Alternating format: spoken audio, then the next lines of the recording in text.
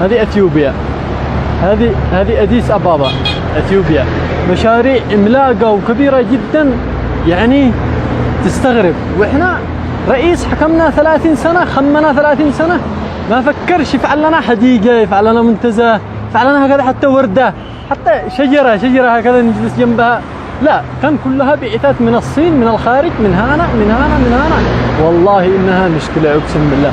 المشكله يا جماعه الخير انه لما انت تزور اي بلد من بلدان العالم، لما تخرج، لما تروح، لما تجي، لما تطوف بعض الدول، تشوف كيف بلدانهم نهضت في خلال سنتين. شوفوا هذا المشروع، هذا المشاريع هذه كلها اللي الان تشوفوها، هذه عمرها ما يتعداش مش سنه، اقل من سنه والله. امانه يا به مشاريع تسالها انا الاثيوبيين، تجلس معاهم تتحدثوا تناقشوا في امور، يقول لك هذه عمرها ما يتعداش يعني سنه، نص سنه.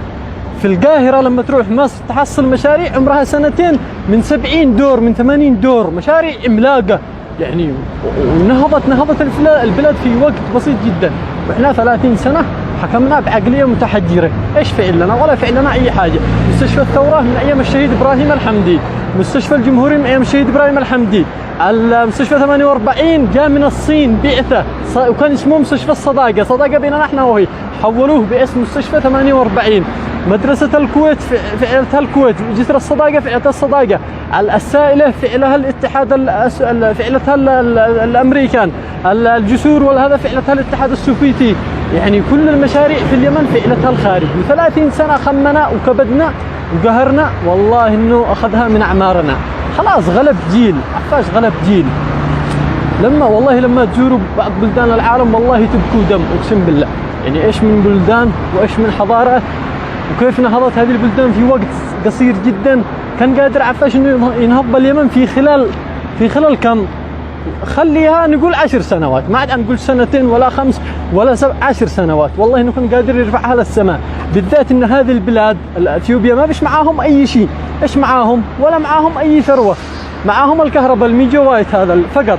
لكن احنا في اليمن معنا اطول شريط ساحلي في الجزيره العربيه، معنا الثروه السمكيه الهائله والمتنوعه، معنا مناخ الثروه الزراعيه، الثروه الحيوانيه، معنا النفط لحاله، معنا الغاز، الذهب، الحديد، الفضه.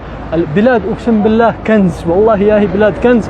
لكن يعني حكمونا شويه قوادين، والله حقيقه للامانه حكمونا شويه قوادين، حكموا البلاد بعقليه متحجره وحفاظا على مصالحهم وعلى بقائهم في السلطه وفي الكرسي.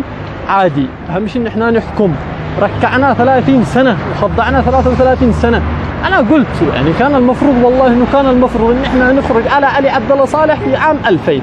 كان عهده للتسعينات، ما كان بيش داعي انه يبقى لا 2011. هذه 10 سنوات احنا الصدق غلطانين ان احنا تاخرنا فيها. والله كان المفترض انه نخرج عليه في عام 2000 يكفيه للتسعينات.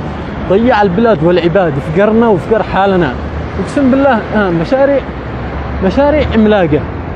كذلك الاستثمار الخارجي، جميع البلدان تستثمر هنا بدون اي مانع. لكن احنا عندنا في اليمن منعوا حتى الاستثمار الخارجي، ان اي دوله تجي تستثمر.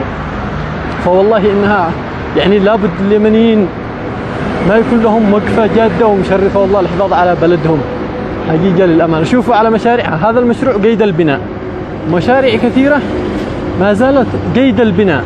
مشاريع عادها بتبتني، عمرها ما يتعداش يعني بحدود سنه واقل من سنه. احنا والله انه خمنا وضيعنا وضيع حياتنا.